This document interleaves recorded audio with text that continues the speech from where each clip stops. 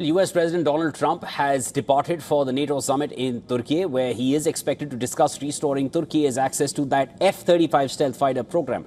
And this as NATO leaders are set to meet in Ankara on Tuesday and Wednesday. This move would reverse a ban that Trump himself imposed back in 2019 in his first term at the White House, after Turkey purchased Russia's S-400 air defense system.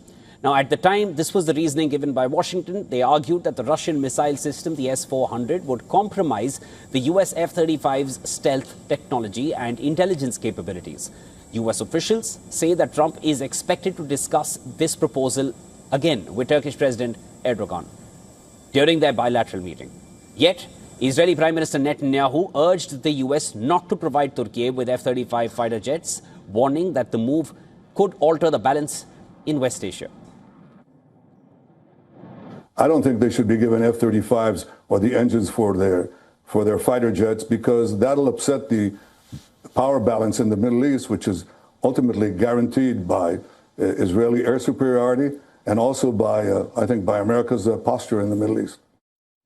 Well, the plan, however, faces legal and political hurdles. A 2020 US law bars F-35 sales unless the administration certifies that Turkey no longer possesses the S-400 system. Congress could also seek to block this move.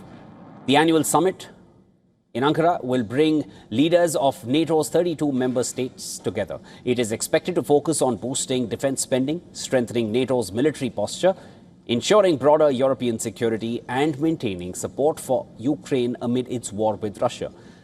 The meeting will also assess progress on a landmark commitment which was made last year in The Hague, where alliance members of the NATO pledged to raise defense and security expenditure to 5% of GDP by 2035. NATO chief Mark Rutte affirmed the same expectation. Here in Ankara, I expect nations to present clear, concrete and credible plans to reach that 5% goal. And the evidence we see so far is impressive.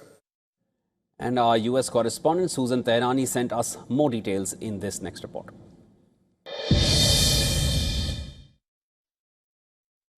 President Trump heads to the NATO summit, with Washington still pressing allies to spend more on defense and rely less on the United States for Europe's security. Trump himself acknowledged that he likely would not have attended were it not for Turkish President Recep Tayyip Erdogan hosting the summit, underscoring Ankara's growing strategic importance within the alliance. That comes as the Trump administration is also weighing a possible sale of F-35 fighter jets to Turkey, signaling a significant warming in relations after years of tensions. But the politics around NATO are more complicated than just burden sharing. Public support remains strong in countries closest to Russian threat, including Poland and Sweden, where more than 70% view the alliance favorably.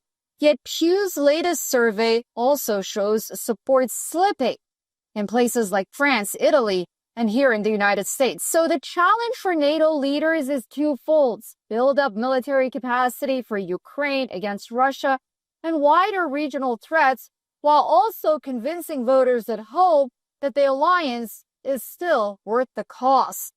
Susan Tehrani reporting from New York for WION World is One.